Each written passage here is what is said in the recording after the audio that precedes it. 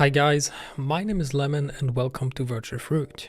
Today I want to talk about the Bigscreen Beyond 2E that arrived at my home about a couple of days ago, and I already made an unboxing video and I planned to do a full review on it. However, I kind of decided to make sort of more like an opinion video about it, and the reason is pretty simple. I am not really happy with it, and there's like a couple of reasons for that, and I would like to get into in this video. Now, first, let me just go ahead and go through some bullet points that I've made for myself here, and get through also some things that are good and a couple of things that are not so good. And then at the end, I will also tell you the reasons why I'm not gonna, keep it and probably gonna send it back, and why I personally believe that this headset is not necessarily for everybody out there. So let's talk about the lenses first. Now, the lenses have a pretty good clarity.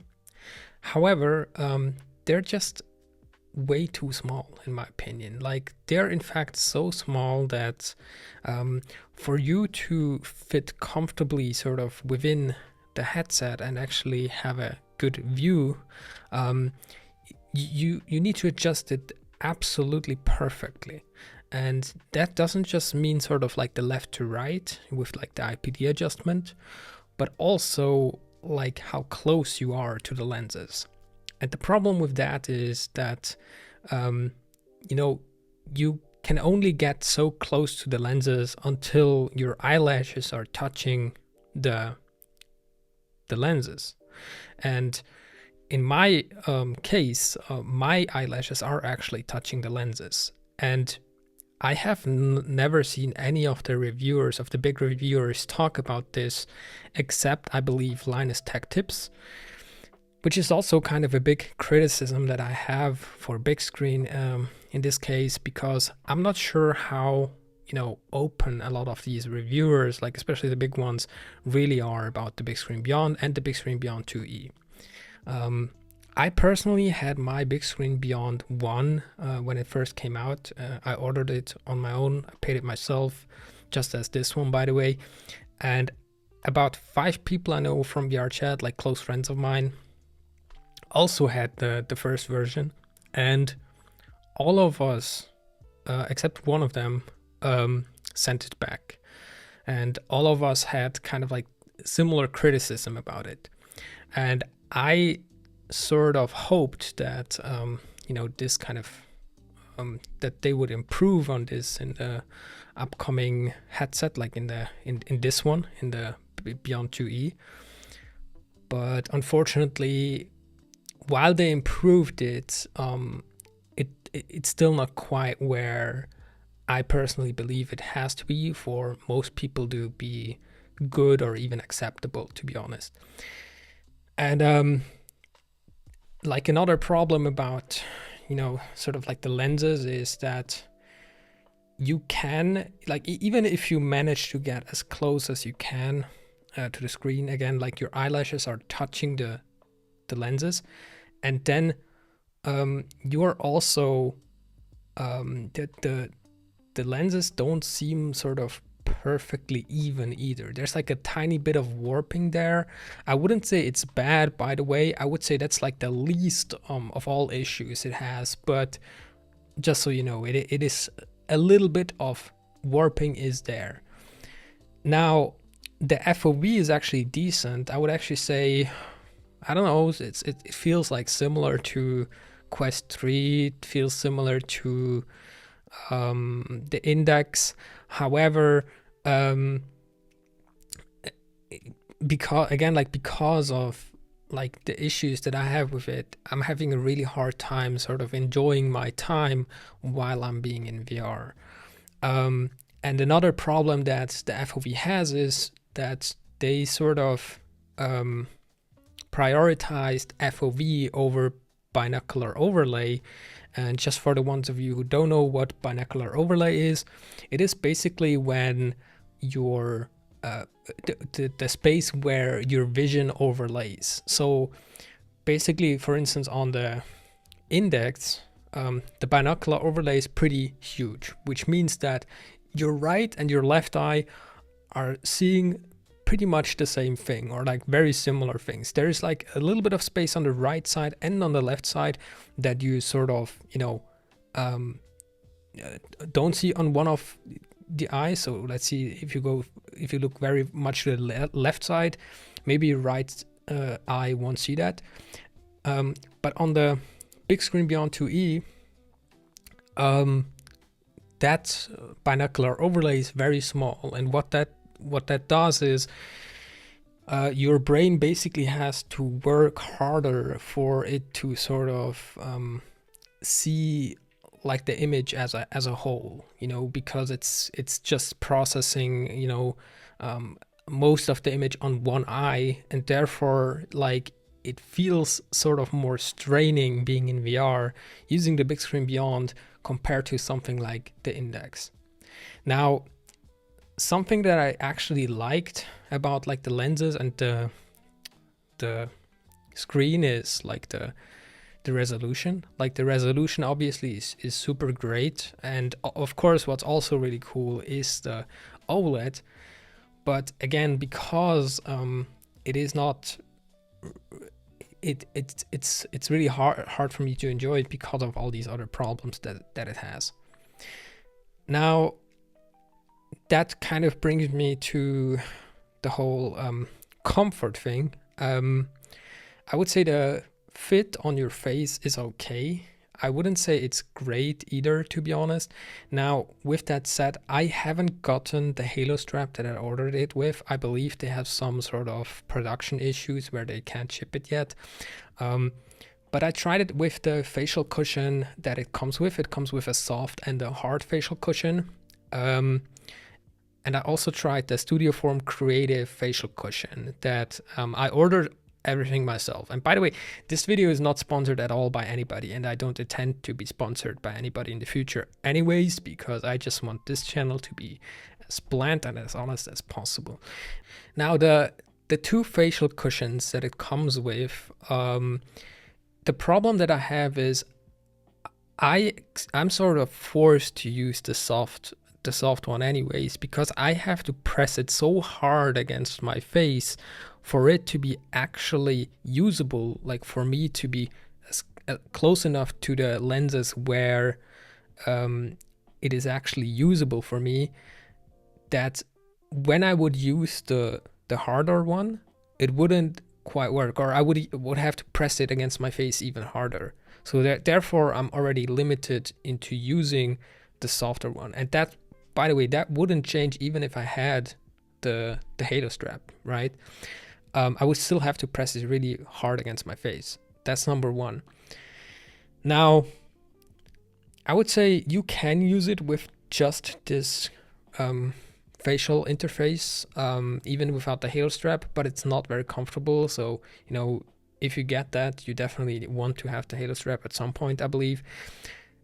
But there's also a reason why I didn't get the custom cushion that you can order with it, because the custom cushion I ordered, like my first Bigscreen Beyond, I ordered with the custom cushion, and it didn't fit my face at all. And this time I just didn't really want to take a chance.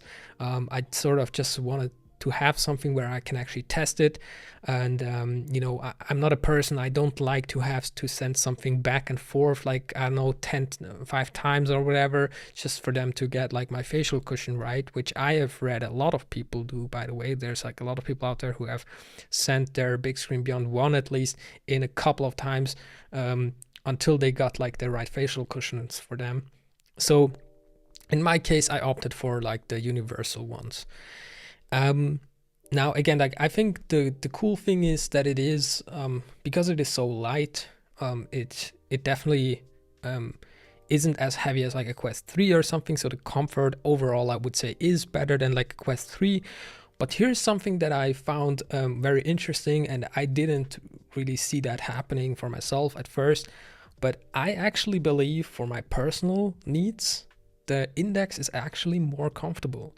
And the reason for that is just because the index the way that the facial interface works is sort of, it just evenly applies the pressure around your face, and it has some very good materials that comes with it. It has a very good head strap and everything, and even with its weight, you know, that is obviously much more than the Beyond 2, it just feels more comfortable to me. And the other reason why I believe the Index feels more comfortable to me is because the Beyond 2E, as I stated before, because of the lenses, because of the FOV, because of the binocular overlay, because of the very tiny sweet spot of the lenses, because of the fact that the lenses are just super small, and because of the weird facial interface and everything, just the overall sort of feel while being in VR just feels so much more natural with the Index, despite the Index having Fresnel lenses, and despite the Index being so old, having really low resolution at this point. I just prefer it so much more. And the Quest 3, I mean, we don't even have to talk about that. Obviously, the Quest 3, in my opinion, is still the best VR, like the best VR headset in terms of lenses and display quality at the moment. Sort of like it just feels phenomenal looking through it. Now, so that's kind of like about the, you know, about that.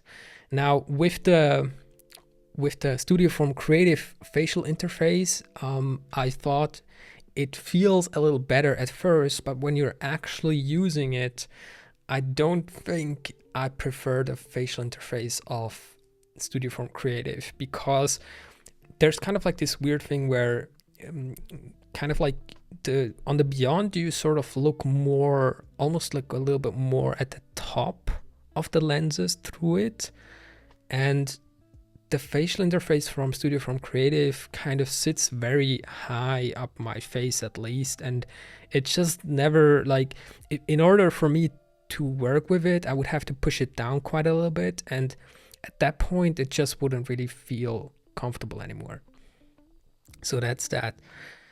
The head strap of the Bigscreen Beyond is very simple. You can use it with just one head strap, sort of just, you know, behind your back of your head, or you can use sort of like the overhead strap as well. And in my opinion, the only real way to use it is with the overhead strap, because if you don't use that, it's just not as comfortable, in my opinion. And yeah, but all of that said, in general, I would say the comfort is okay of the Beyond. It's not amazing either. I'm assuming it would be quite a bit better with the Halo strap. But again, I can't obviously talk on that as I haven't received it. Now the software, in my opinion, is okay, but it's nothing special. It's also sometimes a little bit clunky. On the software, you also have like the eye tracking, and so let me just talk about that a little bit. So the eye tracking is still in beta, so please take everything I say with a little bit of a grain of salt. And I think the eye tracking is working okay, but it is not phenomenal either, in my opinion. There's like a setup process that you have to go through. It feels a little clunky. It doesn't really feel very intuitive to set it up, to calibrate it and everything. But I think that's fine, as generally speaking, you probably won't do this too often. I think the eye tracking while in VR feels okay, but it doesn't feel outstanding either. And there is a little bit of a bug, at least in my testing, where when you blink, it just sort of blinks all the time. Like it sort of doesn't recognize your blinking all too well. And yeah, that's just another issue that I found. But again, like, this really could improve a lot. I actually think probably the hardware is probably the least problem they have. I'm not sure about this, by the way. I'm not an expert in this.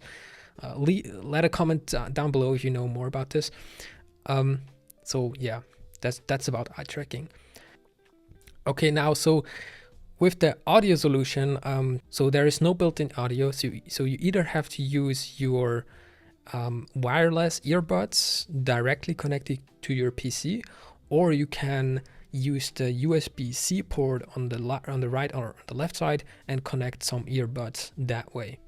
I personally think it is not a big issue, but of course it would have been nice if audio was included. Now, so who is this headset actually for? And I thought about this a lot because, again, like a lot of my friends that I've met in VR chat have had similar experiences to mine where, you know, either their facial cushions didn't fit, they would have to be very close to the lenses for it to be actually comfortable, which didn't feel comfortable to them at all. Some people said, you know, it's in general, they didn't find it comfortable. Most people that I know just went back to their index or something else that they were using. And the only person that kept it was a person who actually got it as a gift. And, you know, I mean, to be honest, if somebody would, you know, gift me the big screen, I would probably keep it as well. But if you need to pay 1,500 euros or more for it, you better think about it twice, right? So who is the Bigscreen Beyond 2E actually for? Now, I figured out there's probably two people out there, or two kinds of people out there who would still be very happy with the Bigscreen Beyond 2. And those are either people with very small faces. I don't know, maybe you tried the Quest 3 or the Index, and you know, you can't stand like the big clunky headsets, and you have a very small face in general, and you know, you just really need something very small. I think the Bigscreen Beyond 2E could be good for that. However, there's also like this other Japanese headset out there called Shiftal Megan X, and you know, perhaps look at that as well. The other kind of people that I think could use the Bigscreen Beyond 2E very well are people who do sort of like VR dancing or doing sports or other physical activities while being in VR. And the reason for that is simply because when you shake your head, it doesn't really flimms around a lot. It's just sort of very sturdy on your face, you know, because it doesn't really have any mass. And so everything that is physical and needs a lot of movement, there I can see like a real benefit of the Bigscreen Beyond 2E. Now, for everybody else out there, and that's just my honest opinion, I believe you're better off skipping the Bigscreen Beyond 2E. I think you're better off with either the Quest 3 if you sort of want an all-round headset and you don't want to spend too much, or with the Index if you're like a super hardcore VR chat player who wants full body tracking and vibe trackers and all that kind of stuff. I actually still think the Index is great for that, even though it has its age, like the resolution isn't great, the lenses aren't great anymore, but it still feels overall the best. Like the Index is still like my personally most used headset to date, like even over the Quest 3 and in this case over the Beyond 2. That's for sure. Now, perhaps an even better option you have right now is simply wait for the Steam frame, because the Steam frame is coming out in probably a couple of months, and we can roughly predict its price somewhere around $800, maybe. We don't know for sure yet. And I think the Steam frame will probably be the best of most worlds for almost everybody out there, because you will have sort of the easy setup process and the ease of use of a Quest 3, but you won't have all the Quest 3 issues. There will be perfect streaming to your like wireless streaming to your PC and all of these kind of things. So yeah, that's kind of like my verdict of everything. At the end of the day, the Bigscreen Beyond 2E is definitely not what I was hoping it to be. I believe it still needs a lot of work. I believe that Bigscreen isn't exactly there where it needs to be in the future to be like a more publicly, easily adoptable VR headset. And what I found interesting about that is it is not even anything that has to do with like the inside out tracking or something like that's like lacking. It's really just the basic things that that don't work, in my opinion. Like even the things that they say they created the headset for doesn't really work too well, in my opinion. So yeah, with all of that said, that was about it. Thank you guys so much for watching. Please leave a like and comment down below what you think about the big screen. Let's have a actual conversation about it. I don't like when people are sort of super protective over their things, you know, like if you're somebody out there who really is enjoying the Bigscreen Beyond 2E, that is absolutely amazing, and I hope you will have a lot of years ahead of you where you can enjoy this headset. I don't think the headset is for me. I don't think it is for a lot of people out there. But for the people who it is, I hope you guys enjoy it. And thank you guys so much for watching. See you guys in the next one. Goodbye.